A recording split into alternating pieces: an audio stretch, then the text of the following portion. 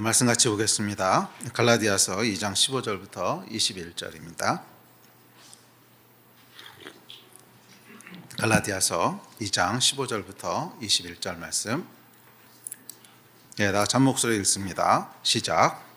우리는 본래 유대인이요 이방 죄인이 아니로되 사람이 의롭게 되는 것은 율법의 행위로 말미암음이 아니요 오직 예수 그리스도를 믿음으로 말미암는 줄 알므로 우리도 그리스도 예수를 믿나니 이는 우리가 율법의 행위로서가 아니고 그리스도를 믿음으로써 의롭다함을 얻으려 함이라.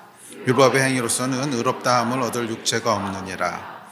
만일 우리가 그리스도 안에서 의롭게 되려 하다가 죄인으로 드러나면 그리스도께서 죄를 짓게 하는 자냐? 결코 그럴 수 없느니라.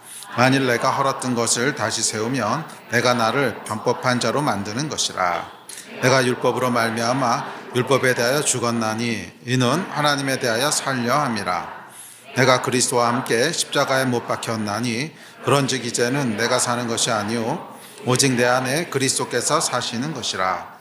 이제 내가 육체 가운데 사는 것은 나를 사랑하사 나를 위하여 자기 자신을 버리신 하나님의 아들을 믿는 믿음 안에서 사는 것이라.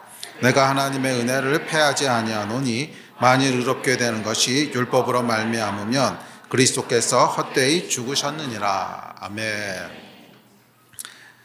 우리가 지난 몇 주 동안 로마서를 통해서 이신칭의 오직 믿음으로 의롭게 된다 하는 복음에 대해서 살펴봤습니다. 여러분, 복음은 행위가 아니라 믿음으로 의롭다함에 이르는 거죠. 이게 복음의 기초입니다. 그리고 이것에 믿음으로 의롭게 된다 하는 것을 이신칭의 믿음으로 말미암아 의롭다 칭함을 받는다 이렇게 부르는데요. 여기에 핵심이 되는 것은 대표의 원리와 연합의 원리입니다. 그러니까 예수 그리스도께서 우리를 대표해서 죽으셨고 그래서 우리는 예수와 연합한 자가 됐다는 거예요. 그래서 하나님께서 우리의 의가 아니라 예수 그리스도와 연합한 우리, 그래서 예수 그리스도의 의를 우리의 의로 인쳐주신다 하는 것이 복음이고 이신칭의 내용입니다. 자, 그리고 그 결과 예수의 영이신 성령께서 우리 안에 내주하시게 되지요. 그리고 그 성령께서는, 내주하시는 성령께서는 새로운 마음을 만드시는데 그 마음의 소원을 우리가 헬라어로 탈레마라고 부른다 그랬죠. 그러니까 탈레마는 소원, 원함, 갈망 이런 뜻입니다. 자, 그래서 성령께서는 우리 안에 새로운 탈레마를 불어넣으시는데 그 탈레마는 하나님의 뜻대로 살고 싶은 마음이죠.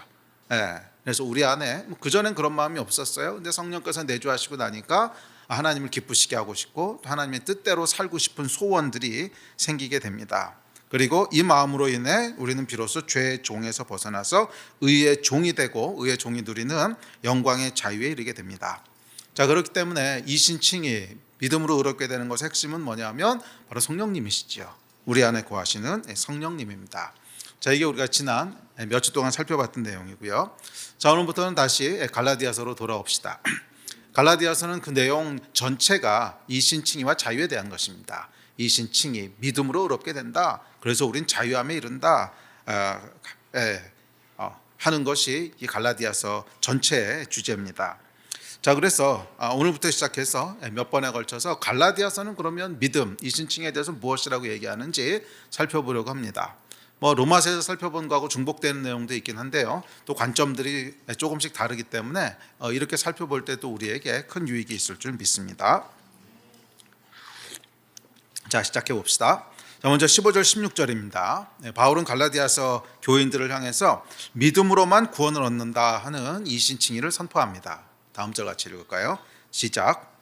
우리는 본래 유대인이요 이방 죄인이 아니로되 사람이 의롭게 되는 것은 율법의 행위로 말미암음이 아니요 오직 예수 그리스도를 믿음으로 말미암는 줄 알므로 우리도 그리스도 예수를 믿나니 이는 우리가 율법의 행위로서가 아니고 그리스도를 믿음으로써 의롭다함을 얻으려 함이라. 율법의 행위로서는 의롭다함을 얻을 육체가 없느니라. 아멘. 여기 15절에 보면 본래 유대인이요 이방 죄인이 아니로되 하는 말을 통해서 우리는 유대인이 의에 대해서 어떻게 생각하는지 유대인의 의의 개념을 엿볼 수 있는데요. 자, 유대인의 의는 뭐냐면 타고나는 거예요.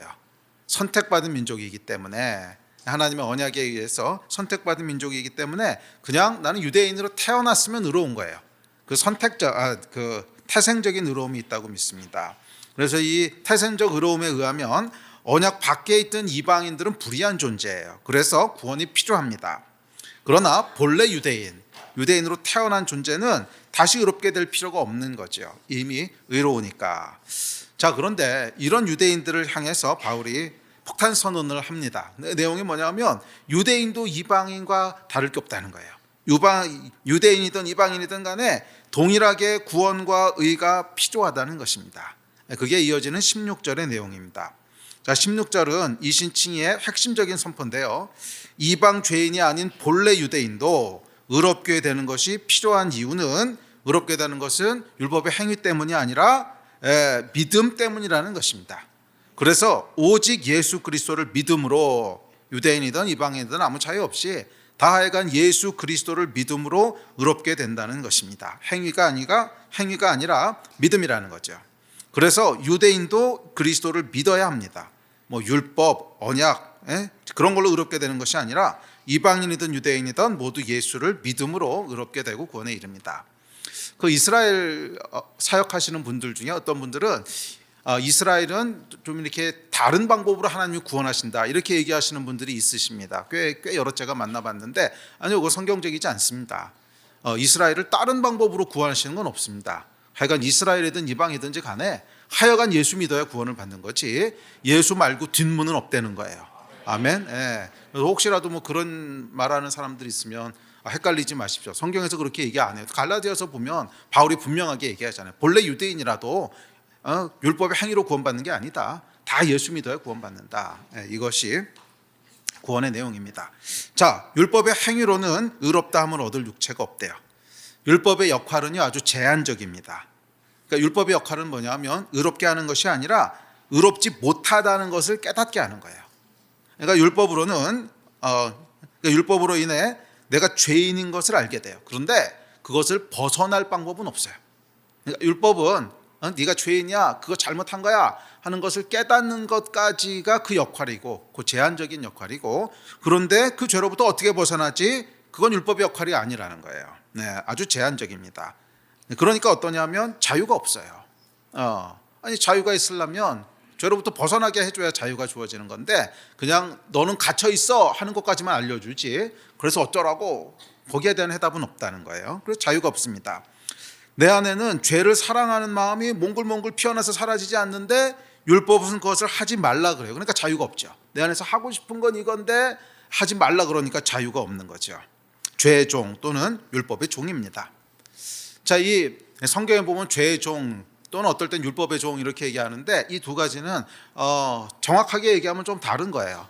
그러니까 죄의 종이라고 하는 건 뭐냐면 내 안에 죄를 짓고 싶은 마음이 막 올라와. 그렇죠? 그런데 거기서부터 벗어날 수가 없어.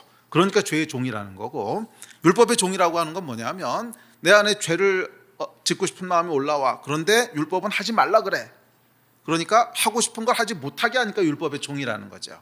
자, 여하튼지 간에 율법은 종을 만들 뿐이에요. 죄의 종을 만들든 율법의 종을 만들든 하여간 율법은 종을 만들 뿐이고 우리를 의롭게 하지 못합니다.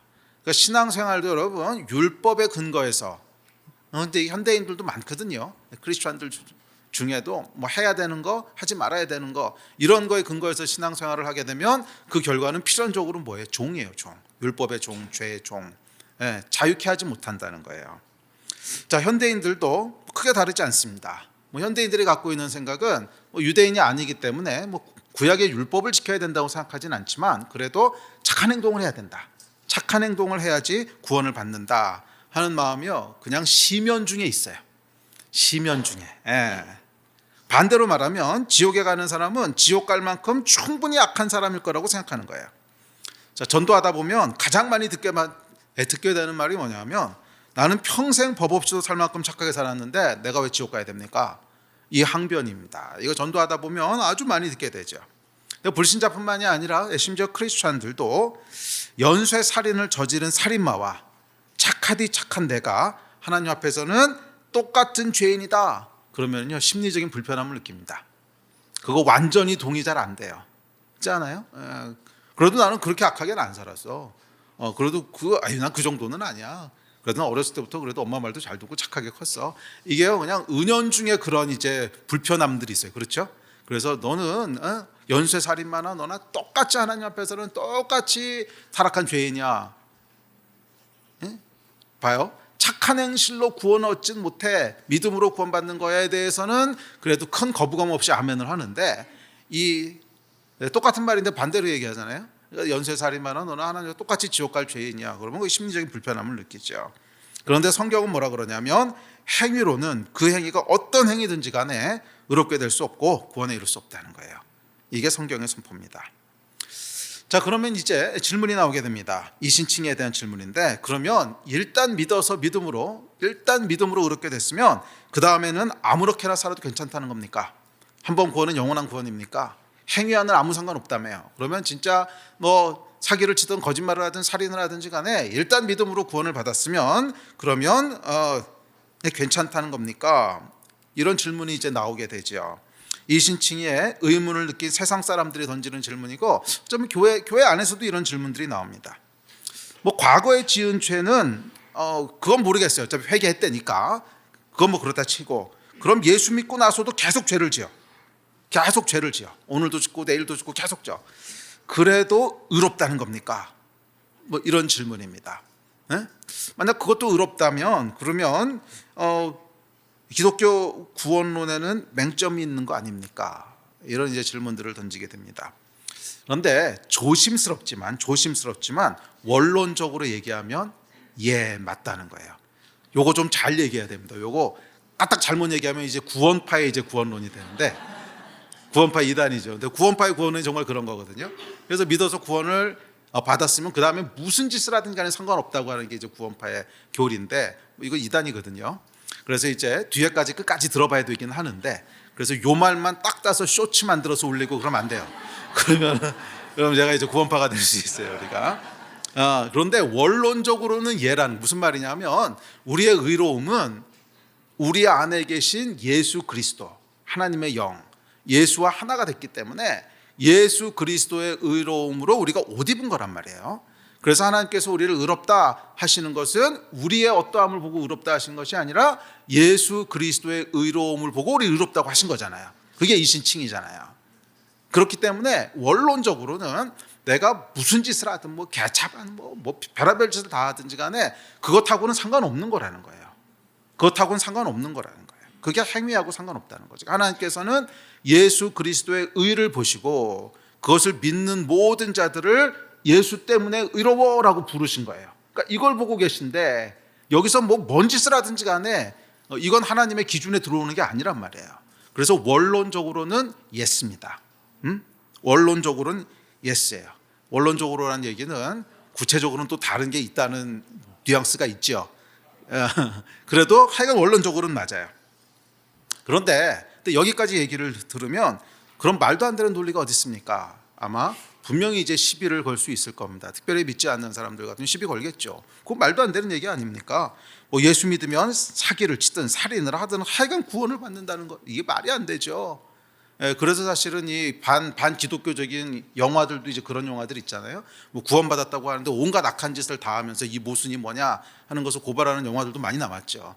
맞아요. 저는 믿지 않는 입장에서는 이 구원론에 대해서 당연히 시비를 걸 거라고 생각됩니다. 이게 왜냐하면 말이 안 되거든요. 그냥 예수를 믿음으로 은혜를 구원받았으면 그 다음에 아무거나 다 해도 괜찮다는 거냐? 그래도 구원을 받았다는 거냐? 예, 그렇습니다 라고 얘기하면 이게 뭔가 맹점이 있는 거죠. 이 맹점이 뭐냐는 거예요. 이 맹점이 뭔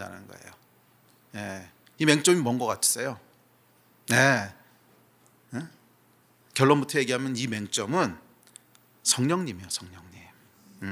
성령님을 빼고 이신칭의를 설명하려고 하는 거예요. 내주하시는 성령님을 빼고 이신칭의의 구원을 설명하려고 하니까 이상한 결론에 이르게 되는 겁니다. 그러면 이상한 결론에 이르게 돼요. 앞서도 얘기했지만 이신칭의의 궁극적인 핵심은 뭐예요? 내주하시는 성령님이에요. 우리의 마음을 새롭게 하시는 존재.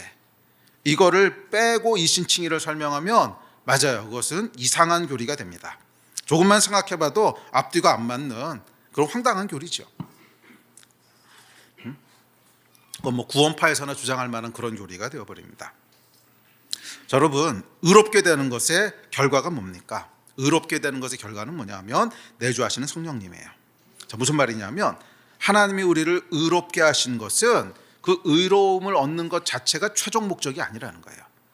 이 의로움을 통해서 뭔가를 하시기 위함이에요. 그 뭔가가 뭐예요? 하나님과의 연합, 사랑의 교제, 글로 가기 위한 중간 단계라는 거예요.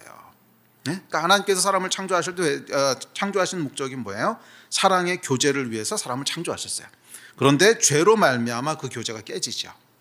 이 깨진 교제를 회복하기 위한 것이 의로움입니다. 그러니까 의로움이 회복되어야, 왜냐하면 하나님은 죄와는 함께 하실 수 없으시거든요. 그러니까 다시 하나님이 사람과 연합하고 사람과 함께 하기 원하시는데, 그걸로 가기 위해서는 반드시 필요한 단계가 뭐예요? 의로움이 먼저 회복돼야 되는 거죠. 그러니까 의로움이라고 하는 게 최종 골이 아니라는 거예요. 최종 목적이 아니라, 그러니까 이건 중간 단계예요.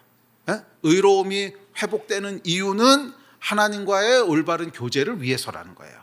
이게 최종 목적이라는 거예요. 아시겠습니까? 그러니까 의로움이라고 하는 것은 비인격적이고 도덕적으로 무음하게 되는 것이 아니라 관계적이고 인격적인 거라는 거예요. 그냥 기계적으로 의롭게 됐다 하고 끝나는 것이 아니라, 의로움이라고 하는 것은 관계적인 용어라는 거예요. 하나님과의 올바른 관계로 들어가기 위해서 의로움이라고 하는 게 필요하다는 거예요.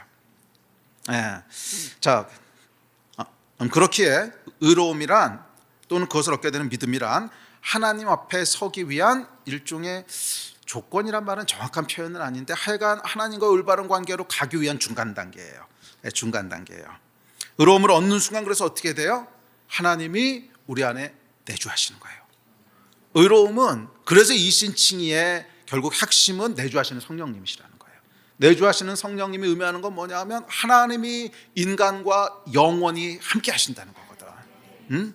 하나님이 인간과 영원히 함께 하시기 위해서 우리 안에 그분의 영이 임하셨다는 거예요. 거하셨다는 거예요. 이게 내주하시는 성령님이시잖아요. 그러니까 이신칭의의 결국 궁극적인 핵심은 뭐예요? 우리 안에 거하시는 성령님, 하나님과 영원히 함께하는 이 영원한 하나님과의 연합, 이게 이신칭의의 궁극적인 목적이죠. 그리고 의로움이라고 하는 것은 그리로 가기 위한 중간 단계죠. 그래서 성경이 뭐라 그랬어요? 너희가 믿을 때 성령을 받았느냐? 그러고 물어보시잖아요. 또 믿음으로 구하면 성령을 주신다 그러잖아요. 그러니까 믿음으로 의롭게 되는데, 그 믿음이 이 믿음이 하는 역할이 뭐예요? 이 믿음 어디다 써먹는 거예요? 성령께서 임하시는 거야. 너희가 믿을 때 성령을 받았느냐? 믿음으로 구하라. 그러면 성령을 선물로 주시니, 누가복음. 그러니까 이 믿음을 어디다 써먹는 거냐면, 맞아요, 믿음으로 의롭게 되는데 그것은 성령이 우리 안에 내주하시게 된다는 거예요. 할렐루야. 자, 그것이 복음의 본질입니다. 그래서 의로움의 궁극적인 목적이고, 복음의 본질은 뭐라고요? 우리 안에 내주하시는 성령님. 아멘. 자, 이렇게 성령님이 내주하시면 일어나는 변화가 있는데, 그 변화는 마음의 변화입니다. 우리 마음이 달라져요. 마음이 달라져요. 그래서 마음 안에서 진짜 하나님을 기쁘시게 하고 싶고, 하나님의 뜻대로 살고 싶은 소원들이 생긴다는 거예요. 자, 예수를 믿으면 정말로 아무렇게나 살아도 되냐고요? 예, 아무렇게나 살아도 됩니다. 그래도 구원이 취소되지 않아요. 그런데 문제는 뭐냐면, 아무렇게나 살고 싶은 마음이 생기지 않는다는 거야. 이걸 빼놓으면 이걸 빼놓으면 이상해지는 거예요. 구원을 받으면 진짜 아무렇게나 살아도 됩니까? 뭐 살인해도 되고 사기쳐도 되고, 그래도 구원이 취소되지 않는다는 겁니까? 맞아요. 에이, 그런 게 어디 있습니까? 그런데 이신칭은 그게 끝이 아니라, 아무렇게나 살아도 되는데 아무렇게나 살고 싶은 마음이 안 생겨. 우리 안에는 그냥 하나님 뜻대로 살고 싶은 마음이 막 넘쳐. 이것까지 들어가야, 그래서 이게 복음이구나 하는 완전한 설명이 되는 거죠. 그런데 이 성령님에 대한 걸 빼놓고 설명하려고 하니까, 이 마음의 변화에 대한 걸 빼놓고 설명을 하려고 하니까 이상한 교리가 나오는 거예요. 아니, 여러분, 복음은요, 철저하게 마음을 새롭게 하는 것이 복음의 능력입니다. 마음을 변화시키는 거예요. 행동을 변화시키기 이전에 마음을 변화시키는 거란 말이에요. 그래서 마음을 변화시키는 분은 누구냐면 내주하시는 성령님이시거든. 그래서 맞아요, 마음대로 살아도 돼요. 예수 믿으면 뭐 죄 마음대로 져도 돼. 너 그냥 다 해. 상관없어. 그런데 그렇게 살고 싶은 마음이 안 생길 거야. 이게 이제 이신칭의의 진짜 내용입니다. 아멘. 자, 성령이 내주하시면 아무렇게나 살고 죽지 않게 되는 거죠. 그래서 복음은 내주하시는 성령님으로 인한 이 마음의 변화입니다. 이것을 빼고 이신칭의를 차가운 교리만으로 설명하려고 하면 이상한 결론에 이르게 됩니다. 그래서 여러분, 이신칭의는 결국엔 영적인 영역에 속한 진리예요. 내주하시는 성령님. 그래서 이것은 불신자들의 입장에서는 신비의 영역입니다. 논리로만 다 설명할 수 없는 영역이라는 거예요. 그렇죠. 내주하시는 성령께서 우리 안에 역사하시는 걸 어떻게 이론적으로 다 설명하겠어요? 설명이 잘 안 되는 영역이라는 거예요. 왜? 이것은 영에 속한 영역이니까. 그런데 이것을 그냥 차가운 교리만으로 설명하려고 하다 보니까 이상한 얘기들로 귀결이 됩니다. 아니 여러분, 결국 이신칭의는요 영적인 내용이에요. 그래서 다 설명하는 건 불가능하고, 그래서 요구되는 게 뭐예요? 믿으라는 거예요. 믿으라는 거예요.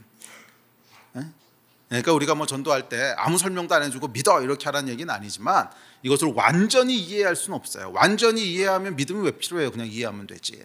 완전히 이해가 안 되니까 믿음이라고 하는 게 요구되는 거잖아요. 믿었을 때 어떻게 되는 거예요? 믿어봐. 그러면 네 안에 성령께서 역사하셔서 이거구나 하는 거 알게 돼.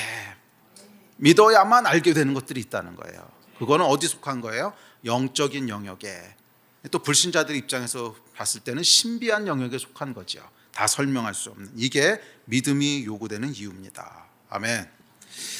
자, 이어지는 17절과 18절입니다. 17절 18절 읽읍시다. 시작. 만일 우리가 그리스도 안에서 의롭게 되려 하다가 죄인으로 드러나면 그리스도께서 죄를 짓게 하는 자냐? 결코 그럴 수 없느니라. 만일 내가 헐었던 것을 다시 세우면 내가 나를 범법한 자로 만드는 것이라. 아멘. 자, 예수께서 십자가로 율법을 폐하셨어요.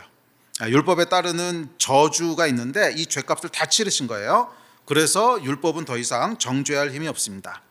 적어도 예수의 십자가를 믿는 자들에게는 그래요. 율법이 죄를 정죄합니다. 너 그거 죄야. 그러면 십자가가 대답합니다. 그래서 어쩌라고? 이미 죄값 다 치렀는데. 그러면 끝나는 거거든요. 밥을 먹었으면 돈을 내. 돈 내고 가셨잖아. 그럼 끝내는 거예요. 밥을 먹었으면 돈을 내. 그럼 아까 계산 다 하고 가셨잖아. 그러니까 이게 십자가란 말이에요. 그래서 율법은 힘이 없어요. 율법은 허물어졌습니다. 그런데 바울이 뭐라 그러냐면 이 허물어졌던 것을 다시 세우려 하는 사람들이 있다는 거예요. 다시 세우려 한다라고 해서 다시를 쓴 거 보니까 한 번 경험했던 사람들이라는 뜻이죠. 실제로 이 갈라디아 교인들은요 이미 다 경험을 했어요. 믿음으로 구원받는 것도 경험했고 성령의 내주하시는 것도 다 경험했어요. 그런데 다시 율법으로 돌아가려고 하고 있었거든요. 그래서 갈라디아서가 이제 쓰여진 거죠. 그래서 이런 사람들에게 지금 하는 얘기입니다. 너희가 이미 다 경험해봤지 않아? 그런데 다시 허물어졌던 아무 힘이 없는 이미 무너진 율법을 왜 다시 세우려고 해? 이 폐해진 율법을 다시 세우려고 하는 사람들이 있다는 겁니다. 자, 그것은 갈라디아 교인들뿐만이 아니라 오늘 우리 안에도 마찬가지입니다. 우리 안에도요 다시 세우려 할 때가 있어요. 무너졌던 율법, 무너졌던 율법을 다시 세우려 할 때가 있습니다. 자, 율법을 다시 세우려 한다는 게 뭘까요? 그것은 은혜를 믿지 못하고 스스로 무언가를 행함으로 의로움에 이르려고 하는 거예요. 은혜로 우리가 의롭게 된다고 하는 것을 믿지 못하고 내가 그래도 뭔가를 행해서 하나님 앞에 의롭다고 하는 것을 증명해야 돼 하는 것이 율법을 다시 세우려고 하는 겁니다. 구체적으로는 여러 가지 모습으로 나타나는데요. 스스로를 증명하려고 하는 시도, 또 사람들의 인정을 구하는 태도, 종교적인 열심, 그래서 뭐 더 많이 기도하고 더 많이 헌금하고 뭐 더 많이 하는 거, 또 뭐 성취, 업적, 도덕적인 우월성, 종교 활동 뭐 이런 모습으로 나타납니다. 그리고 이 모든 것들의 공통적인 핵심은 뭐냐면 자기의예요. 자기의. 그러니까 은혜로 우리가 의롭게 된다고 하는 것은 나에게는 의가 하나도 없다는 걸 고백하는 거야. 은혜라고 하는 건 뭐예요? D라는 게 아니거든요. 나에게 아무것도 없어. 그런데 그냥 공짜로 주신 거야. 나는 은혜로 의롭게 됐습니다 라는 말은 나에게는 의가 하나도 없습니다 이런 얘기인데, 이게 희미해지잖아요. 그러면 내 안에 의가 있다고 하는 걸 자꾸 증명하려고 그래. 그게 율법이죠. 내 안에 의가 있다고 하는 걸 자꾸 증명하려고 그래. 그러니까 현대인의 율법은 그렇죠. 우리는 뭐 유대인이 아니기 때문에 구약에 나온 율법을 지키진 않죠. 뭐 돼지고기 안 먹고 이런 건 하지 않지만 그래도 뭔가 해야 될 것 같은 행위를 통해서 하나님 앞에 뭔가 이건 보여야 될 것 같은.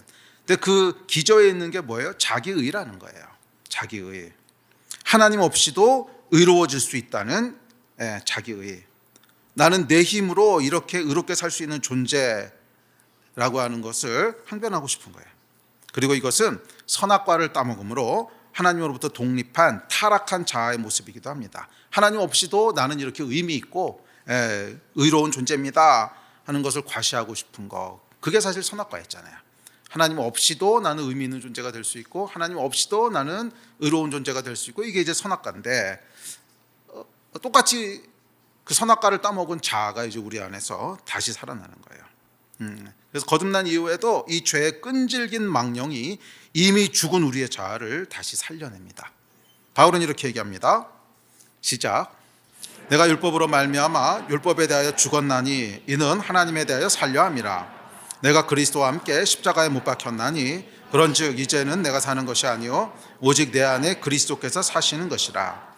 이제 내가 육체 가운데 사는 것은 나를 사랑하사 나를 위하여 자기 자신을 버리신 하나님의 아들을 믿는 믿음 안에서 사는 것이라. 아멘.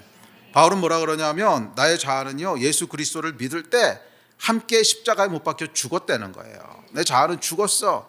그런데 이 자아에요 부활의 능력이 있어. 계속 살아나. 이미 죽었는데 계속 살아나가지고서 나는 그래도 살아있어요. 나는 그래도 의로워요. 부활의 능력으로 살아나는 이게 이제 다시 세우려 하는 거죠. 자, 그렇다면 우리는 언제 패해진 것을 다시 세우려 할까요? 언제? 그것은 우리 안에 하나님의 은혜에 대한 감격이 식었을 때예요. 이때 우리의 자기의가 다시 살아납니다. 자, 오늘 본문에 보시면 은혜를 패하고 허물어진 율법을 다시 세우려 한다, 이렇게 얘기하는 거죠. 은혜에 대한 감격이 식으면 우리 안에 있는 이 두 개의 제너레이터가 있다 그랬죠. 육신의 제너레이터가 있고 성령의 제너레이터가 있는데 은혜가 식잖아요. 그러면 둘 중에 어떤 게 움직이겠어요? 당연히 육체의 제너레이터가 움직이죠. 계속 육체의 제너레이터가 움직이면서 죄를 갈망하는 텔레마를 만들어내기 시작합니다. 죄에 대한 생각, 죄에 대한 그런 유혹들, 하여간 죄에 대한 육신의 텔레마를 계속 만들어내요. 그럼 거듭난 크리스찬의 경우는 당황하기 시작합니다. 이거 뭐지? 분명히 내가 예수 믿었는데, 분명히 예수 믿고 거듭났는데 내 안에 왜 이런 생각이 들어오지? 당황해요. 그래서 그 죄의 텔레마와 싸우기 시작합니다. 그 행위를 하지 않으려고 애쓰고 그 생각을 하지 않으려고 애쓰고 더 많은 종교 행위를 하고 그런데 그 과정에서 되살아나는 게 뭐냐 하면 율법주의예요. 사탄이요 참 교묘해요. 참 교묘해요. 그러니까 이 율법주의가 살아나는 건 여러분 죄와 싸우는 과정에서 살아나는 거지, 그냥 죄와 친하게 지나면 그럼 율법주의가 나올 리가 없어요. 율법은 죄를 안 짓겠다고 애쓰는 게 율법이잖아요. 그러니까 율법주의는 항상 어디서 나오냐 하면 죄와 싸우는 과정에서 나와요. 분명히 내가 예수 믿고 처음에 예수 믿고 성령 충만할 때는 좋았어. 하루 종일 예수님 생각만 나고 거룩한 생각만 나고 막 그랬는데 어느 순간에 내 안에 은혜가 살짝 식어들었어요. 살짝 식어드니까 호시탐탐 노리고 있던 이쪽 제너레이터가 움직인단 말이에요. 그래서 움직이면서 이제 엄한 생각이 나옵니다. 뭐 성적인 유혹도 생기고 뭐 하여간 죄된 생각, 미워하는 마음, 용서 안 되는 거 막 만들어지면 당황하기 시작하는 거. 이상하다. 난 분명히 거듭나는데 이런 생각이 왜 있지? 그러면 안 돼. 이런 생각하면 안 돼. 그래서 이 생각과 이제 싸우기 시작합니다. 절대로 그렇게 안 할 거야. 넌 죽어. 막 이러면서 이제 더 열심히 뭐 종교 생활을 하기도 하고 더 열심히 뭐 하기도 하고 뭐 돈이 좀 있는 사람은 더 많이 헌금하기도 하고 하여간 이러면서 뭐가 생겨요? 율법주의가 살아난단 말이에요. 이 마귀가요 진짜로 교묘합니다. 진짜로. 죄의 텔레마로 인해서 당황한 나의 자아는 사실은 은혜로 가야 돼요. 그러니까 이 죄가 올라오면 내 안에 은혜가 식었구나. 그래서 은혜로 가야 되는데 이 마귀는요 은혜가 아니라 반대 방향으로 가게 해요. 은혜가 아니라 반대 방향으로 가서 자기 의를 통해서 이 당황스러운 상황을 해결하려고 해요. 자기 의라고 하는 게 뭐예요? 더 열심히 뭔가 하고 이걸 안 하려고 노력하고 마음은 그대로인데 막 몸을 쳐서 복종시키려고 하고 뭐 그런 걸 한단 말이에요. 반대 방향으로 가게 합니다. 이게 율법이 살아나는 통로라는 거예요. 율법을 다시 세우려는 이유는 분명합니다. 그 시작점이 뭐예요? 이게 작동한 거란 말이에요. 이게 왜 작동했어요? 은혜가 식으니까. 그러니까 이 모든 일의 시작은 뭐예요? 우리 안에 은혜의 감격이 식는 거예요. 여기서부터 시작하는 겁니다. 자, 그래서 결국 우리가 허무는 것은 은혜고요. 다시 세우려 하는 것은 자기의입니다. 하나님 없이도 의롭게 될 수 있다는 자기의. 그리고 이 자기의는 추구하면 추구할수록 은혜는 점점 더 허물어져 가요. 은혜하고 자기의는 반비례합니다. 근데 당연히 그럴 수밖에 없는 것이, 은혜라고 하는 건 뭡니까? 자격 없는 자에게 주어지는 게 은혜죠. 뭐 자격이 있으면 은혜가 아니죠. 내가 정당한 권리로 그걸 딴 거지. 은혜는 그 은혜를 받을 만한 자격이 없기 때문에 주어지는 게 은혜인데, 뭐 이거하고 자기의하고는 반대죠. 자기의는 나는 그럴 만한 자격이 있어, 권리가 있어라고 얘기하는 거잖아요. 그러니까 이 두 개는 공존이 안 돼요. 자기의가 강해지면 은혜가 줄어들고, 은혜가 강해지면 자기의는 사라지는 거거든. 네. 자, 두 개는 하여간 반비례합니다. 근데 불행하게도 우리는 이게 악순환의 사이클이 있어요. 자, 은혜가 식습니다. 그럼 뭐가 생겨요? 죄에 대한 텔레마가 생기죠. 그럼 뭐가 생깁니까? 죄와 싸우려고 해요. 죄와 싸우려고 하면서 뭐가 생겨요? 자기의가 생겨요. 그러면 어떻게 돼요? 은혜는 더 죽어요. 그러면 더 큰 죄에 대한 생각이 생깁니다. 그럼 또 이것하고 싸우려고 그래요. 그러면 자기의가 또 생겨요. 그럼 은혜는 더 죽어요. 그러니까 이 악순환의 사이클을 돌면서 자기의는 계속 강화가 되고 은혜는 점점 사라져갑니다. 자, 이렇게 은혜가 허물어지고 율법과 자기의가 세워지면 어떻게 되는가? 우리 마음이요, 바뀌기 시작합니다.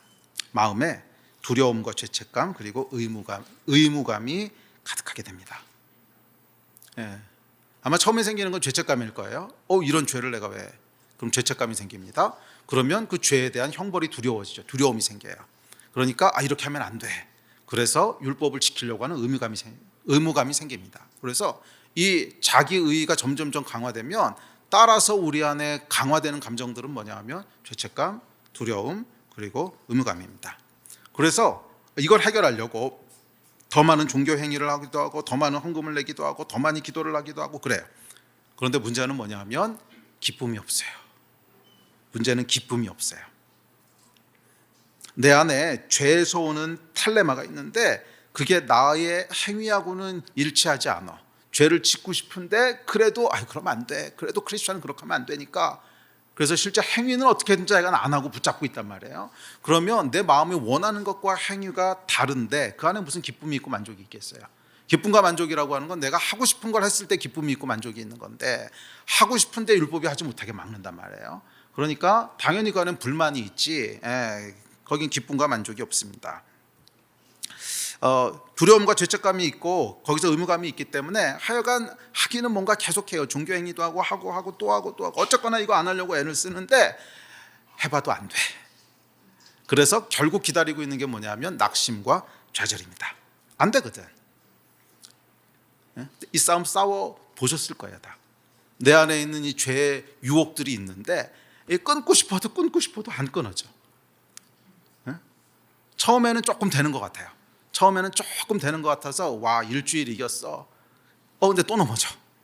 그다음에 또 되는 듯 하다가 또한 열흘 지나고 나면 또 무너지고 이제 그렇게 하다 보면 결국 남는 게 뭐예요? 좌절이죠. 좌절과 절망. 이거 안 되는 거야? 나는 안 되는 거야? 이 싸움들 다 싸워봤을 거예요. 이게 왜 안 되는 줄 아십니까? 싸움의 방향이 잘못돼서 그런 거예요. 자기 의의를 가지고 싸워서는 절대로 이길 수가 없어요. 그러니까 이 싸움은 결론부터 얘기하면 어디로 가야 돼요? 은혜로 가야 돼요. 은혜로 가야 이 싸움을 이길 수 있는데, 은혜로 가지 않고 자기 의 쪽으로 흘러가는 거예요. 자기의 의지를 가지고 이것을 어떻게든지 안 해보려고, 어떻게든지 죄와 싸워 보겠다고. 물론 죄와 싸울 때 피 흘리기까지 싸우라고 했는데 그 싸우는 방법이 잘못된 거예요. 그러니까 지금 이 싸움은 무슨 싸움이냐면 겉으로 드러나는 행위를 제어하겠다는 싸움이에요. 아니요, 여러분. 죄와 피 흘리기까지 싸우라고 하는 건 어디야? 마음의 싸움이에요. 마음의 싸움. 그래서 우리 마음에 그런 생각이 들지 않도록 그렇게 싸워야 되는 건데, 그 싸움을 싸우지 않고 계속 뭐예요? 행위의 싸움에 집중하는 거야. 그래서 그거 안 하려고, 그 죄를 안 지으려고, 어떻게든 안 해보려고 계속 하는데 안 돼. 해도 또 넘어지고 해도 너무하다. 벼룩도 낯짝이 있지. 한 10번 100번 넘어지고 나면 그 다음에는 아예 전의를 상실해버리죠. 그게 뭐예요? 낙심, 좌절. 이게 여러분 가련한 율법주의자의 결말입니다. 결국 그렇게 해서 좌절하고 끝나는 거예요. 그래서 그 안에는 뭐가 가득한 거예요? 두려움, 죄책감, 의무감. 그러다가 조금 더 진행이 되면 좌절, 낙심, 그게 가득하게 됩니다. 아니에요, 여러분. 하나님이 우리에게 주시려고 하는 것은 두려움과 죄책감이 아니라 기쁨과 평안입니다. 예? 우리 하나님이 우리에게 주시고자 하는 것은 낙심과 좌절이 아니라 만족과 소망입니다. 그리고 그것은 율법으로는 절대로 얻을 수 없어요. 그러니까 자기 의를 세우고자 하는 싸움, 그걸로는 절대로 얻을 수 없다는 거예요.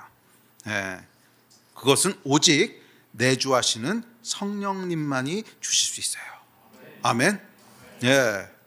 그 성령이 내주하시면 이 안에 새로운 텔레마를 만드시기 시작하는 거예요. 그러니까 우리의 싸움은 뭐냐 하면 이 텔레마가 계속 만들어지고 있는데 이 행동을 어떻게든지 홀드하려고 싸우는 이 싸움이 아니라는 거야. 이 싸움은 싸우면 100이면 100 다 져요. 절대 이길 수가 없어요. 우리의 싸움은 뭐냐 하면 성령의 제너레이터를 다시 돌리는 싸움이야. 다시 성령의 제너레이터가 돌아가도록 하는 싸움이란 말이에요. 이게 돌아가야 이 싸움을 싸울 수 있지. 왜냐하면 우리 싸움의 진짜 전쟁터는 마음이거든. 예수께서 뭐라 그러시냐면 여인을 보고 음욕을 품는 자마다 이미 간음했다 그랬어요. 그러니까 이 마음에 대한 얘기거든요. 형제를 미워하는 자마다 이미 살인했다 그랬어. 그러니까 예수께서 말씀하셨던 전쟁터는 어디예요? 우리가 싸워야 되는 전쟁터는 어디야? 마음이란 말이에요. 율법은 드러나는 행위를 규제한다.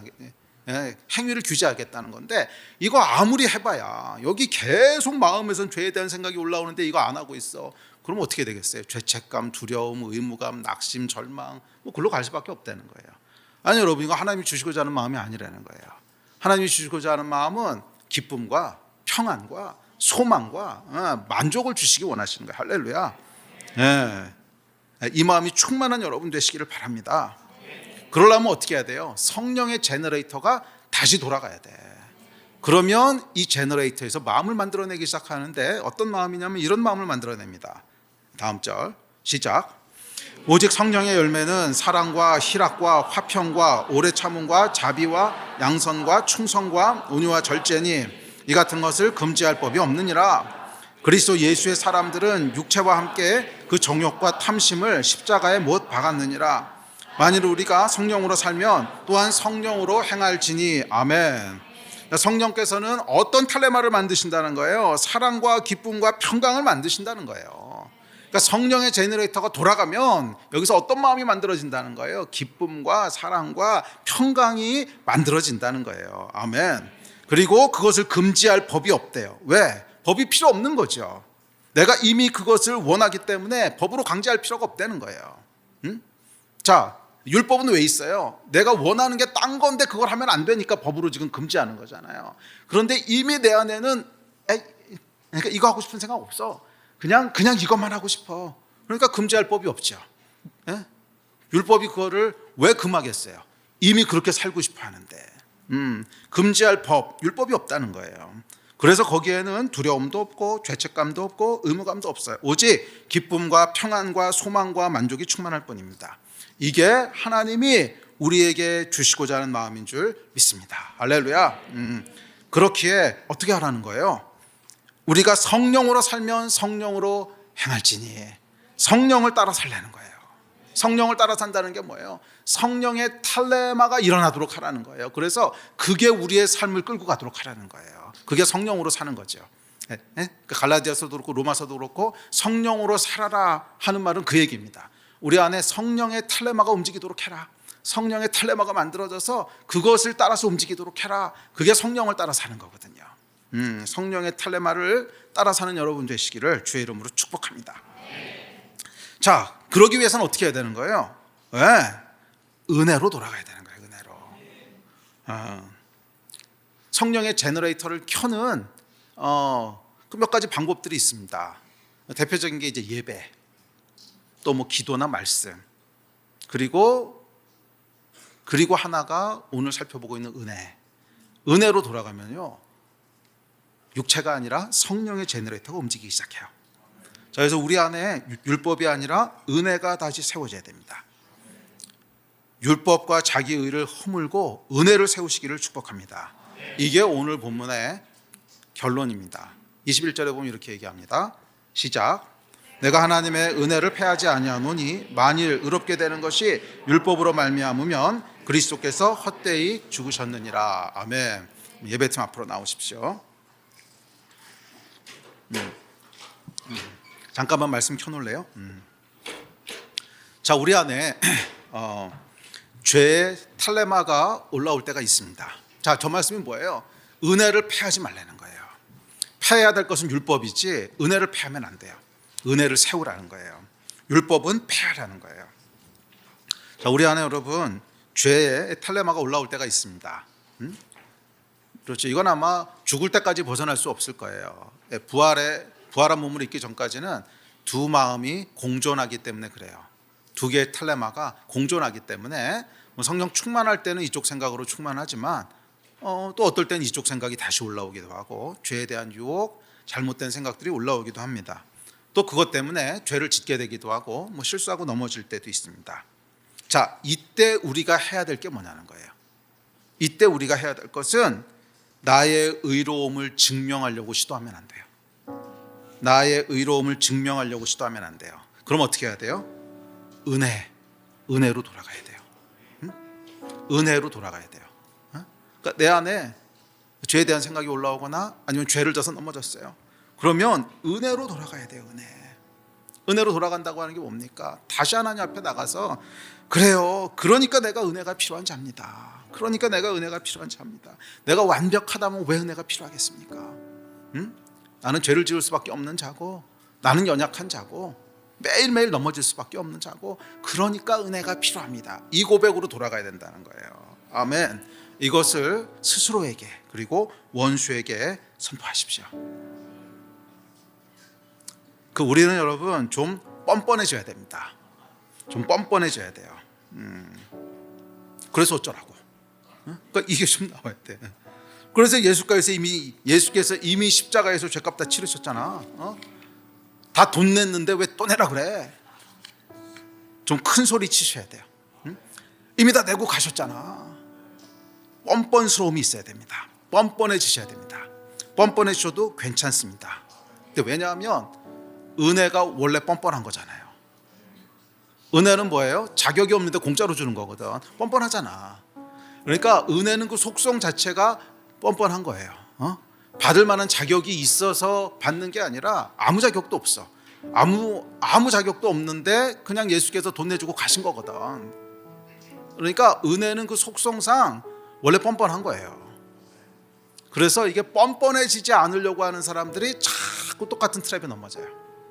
자꾸 똑같은 트랩에 넘어져요. 이게 뭐냐면 자기 의의가 강한 거야. 회개해야 돼요. 뻔뻔해지지 않으려고 하는 사람. 그래서 예수님 앞에서 그래도 나는 괜찮은 사람입니다 이 얘기하고 싶은 사람이 자꾸 자기 의의 함정에 빠지거든요. 아니 여러분, 우리는요 좀 뻔뻔해져야 돼요. 내가 은혜가 필요한 사람인 줄 몰랐냐?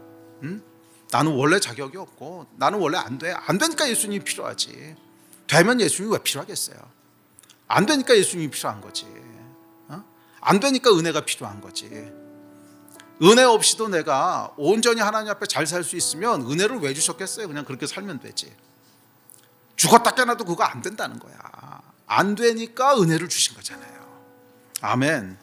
이거 붙잡으셔야 된다는 거예요. 이거 붙잡으셔야 된다는 거예요. 나는 원래 안 되는 자입니다. 그래서 예수님이 필요합니다. 이 은혜를 붙잡는 순간 무슨 일이 일어나는 줄 아십니까? 우리 안에요 성령의 제너레이터가 다시 부르릉 돌아가기 시작하는 거예요. 은혜는 여러분 성령의 제너레이터를 켜요. 직접 해보십시오. 죄 가운데 정말 하나님 앞에 나아가서 주님 나는 정말 안 되는 자입니다. 그래서 예수님의 은혜가 필요합니다. 이 얘기하는 순간에요 이게 부르릉 움직이기 시작합니다. 이 안에 성령의 제너레이터가 움직이기 시작하면서 마음이 새롭게 되기 시작하는 거예요. 이게 우리가 싸워야 되는 방식이라는 거예요. 죄와 싸우되 피 흘리기까지 싸워라. 그것은 이 싸움을 얘기하는 거예요. 마음은 계속 이 육신의 제너레이터가 돌아가는데 행동 안 하려고 싸우는 걸 얘기하는 게 아니에요. 이거는 100번 해봐야 100번 다집니다. 100번 해봐야 100번 다져. 여러분도 싸워보지 않았어요? 저도 싸워봤고요. 다 싸워봤어요. 아무리 싸워도 안 돼요. 싸워도 또 넘어지고, 싸워도 또 지고, 싸워도 또 지고, 한참 가다 보면 패배의식만 쌓여요. 이거 이겼다는 사람 내가 본 적이 없어요. 이렇게 싸우는 게 아니라는 거예요. 이건 잘못된 싸움이에요. 우리의 싸움은 뭐냐면 마음의 동기에서부터 싸움이 일어나는 거야. 마음에서부터. 근데 마음은 어떻게 하는 거예요? 성령의 제너레이터를 켜야 돼. 그러려면 어떻게 해야 돼? 예수님 앞에 나가야 돼. 하나님 앞에 나가야 돼. 예배의 자리에서 나가고, 은혜의 자리로 나가고, 기도의 자리로 나가고, 이렇게 해야만 우리가 이 싸움에서 이길 수 있는 줄 믿습니다. 이게 올바른 프로세스라는 거예요. 예. 제가 여러 번 얘기했지만 여러분, 죄는요 빼내는 게 아닙니다. 밀어내는 거지. 빼내는 게 아니에요. 밀어내는 거지. 죄를 빼내려고 하는 싸움을, 죄를 빼내려고 하는 건 뭐냐면 내 안에 그 마음이 있어. 근데 이거를 막 어떻게든지 이 마음을 지우려고, 이런 생각 가지면 안 돼. 그리스도인이 이렇게 음란한 생각하면 안 돼. 또 그리스도인이 미워하면 안 돼. 뭐 욕심내면 안 돼. 이 생각을 빼내려고 그런단 말이에요. 그렇게 싸웠죠. 당연히 그렇게 싸웠을 거야. 이거 하면 안 돼. 그게 여러분 교묘하게 뒤에서 사탄이 조종하는 거 아십니까? 그 과정을 통해서 뭐를 다시 살려내는 거예요? 율법을 살려내는 거예요. 이거 빼내려고 하면 일단 안 빠져요. 이게 안 빠지고 간신히 빼내잖아요. 빼내면 여기 뭐가 생깁니까? 배큐음이 생겨요. 진공이. 그럼 우리 마음이 진공 상태로 있을 수 있나? 뭔가로 채워져야지. 근데 뭐가 채워지겠어요? 계속 돌아가는 제너레이터는 이것만 돌아가는데 뭐 딴 거 채워, 계속 이게 돌아가니까 또 다른 종류의 죄가 또 내 마음을 채웁니다. 그럼 또 그거 가지고 그냥 계속 싸워요. 박터지게 싸워가지고 막 간신히 빼냈어요. 이게 잘 빠지지도 않아. 근데 간신히 빼내서 그럼 또 뭐가 생겨요? 진공이 생겨요. 배큐음이. 그럼 돌아가는 제너레이터는 이게밖에 없는데 거기 뭐가 채우겠어요? 또 다른 육신의 생각이 채워지게. 이렇게 싸워가지고선 이길 수가 없단 말이에요. 죄는 빼내는 게 아니에요. 그럼 어떻게 해야 돼요? 성령의 제너레이터가 온 돼야 되는 거야. 그래서 이게 이제 부르릉 부르릉 하고 돌아가기 시작하면 다른 마음들이 만들어지기 시작하는 거예요. 주를 위해 살고 싶은 마음, 형제를 섬기고 싶은 마음, 거룩한 곳에 대한 사모함, 이게 생겨나면 이 마음은 그냥 밀려나는 거예요. 죄는. 왜? 더 이상 있을 자리가 없어. 죄는 여러분 빼내는 게 아니에요. 밀어내는 거지. 그러니까 우리가 죄에 대해서 계속 지는 이유는 뭐냐면 빼내려고 한단 말이에요. 이 빼내려고 하는 거의 근본적인 기저가 뭐냐면 자기의예요. 자기의해. 내가 그거 안 할 수 있다고 생각하는 거 말이야. 이거는 안 되는 거예요. 그래서 우리 싸움은 결국 성령 충만함의 싸움이에요. 성령이 충만하면 그럼 죄된 생각은 밀려나는 거예요. 이렇게 싸웠을 때 우리가 비로소 이길 수 있게 됩니다. 죄를 극복하고 이길 수 있게 돼요. 물론 그렇게 했다고 해서 끝까지 가진 않아요. 또 다시 넘어질 거예요. 그럼 어떻게 해야 돼? 다시 은혜로 달려가는 거예요. 다시. 또 넘어질 거야. 그럼 어떻게 해야 돼요? 다시 은혜로 달려가야 돼. 한 100번쯤 넘어졌어. 그럼 어떻게 해야 돼요? 그럴 줄 몰랐냐? 내가 이거 안 할 수 있을 것 같으면 예수께서 왜 돌아가셨어? 안 되니까 예수께서 돌아가신 거지. 그러고 주역으로 다시 돌아가는 거예요. 200번 넘어졌어. 그럼 어떻게 해야 돼요? 그래, 내가 200번 넘어질 줄 몰랐냐? 그러니까 예수가 필요하지. 주님, 난 당신 없으면 안 됩니다. 또 돌아가는 거예요. 돌아갈 때마다 우리 안에 뭐가 강화돼요? 은혜가 강화되는 거예요. 이렇게 죄를 몰아내야 돼요. 아멘. 그렇게 승리하는 여러분 되시기를 주의 이름으로 축원합니다. 우리 일어나서 같이 기도합시다.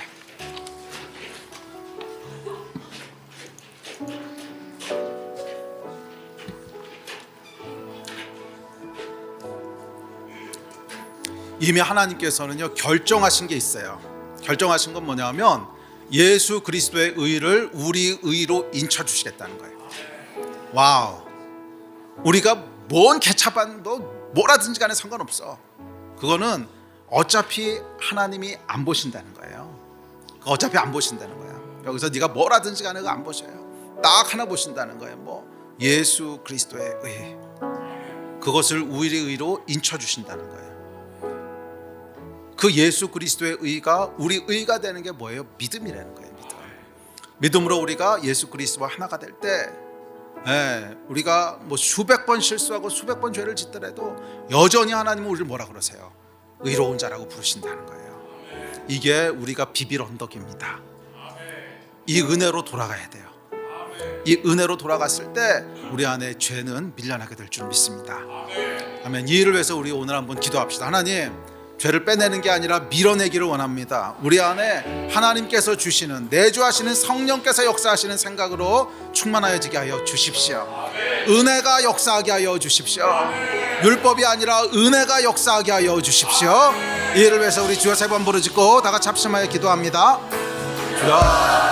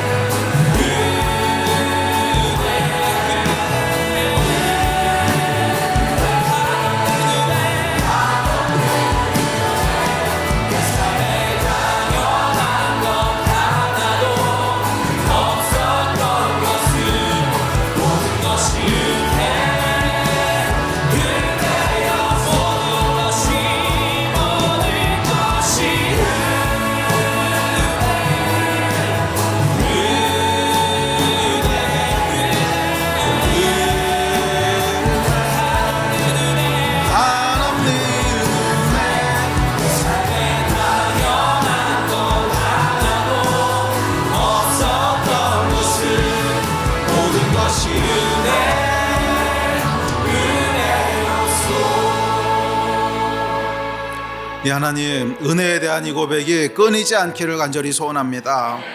율법을 세우려고 하는 모든 자기의의 시도들, 모든 원수의 거짓말을 주여 다 쳐내게 하여 주시고, 날마다 하나님의 은혜 가운데로 들어가며 날마다 십자가의 그늘 가운데로 들어가는 은혜의 삶을 살게 하여 주시옵소서. 우리 안에 성령께서 만들어내시는 생각으로 충만하게 하여 주셔서 기쁨과 사랑과 평강과 소망이 가득한 마음이 다 되게 하여 주시옵소서. 주는 우리 안에 역사하는 모든 어두움과 두려움과 죄책감과 의무감은 예수 그리스도의 십자가에서 이미 파쇄되었음을 선포합니다. 더 이상 어두운 마음들이 우리를 지배하지 못하게 하여 주시고, 오직 하나님께서 주시는 밝고 빛된 마음이 충만케 하여 주시옵소서. 성령님, 우리 안에 역사하여 주시고 날마다 성령으로 충만한 인생들 다 되게 하여 주시옵소서. 은혜의 빚진 자로, 은혜에 살아가는 자로 그렇게 세워주시기를 주님 다시 한번 간절히 소원합니다. 감사합니다. 주 예수 그리스도의 이름으로 기도했습니다. 아멘, 아멘, 아멘.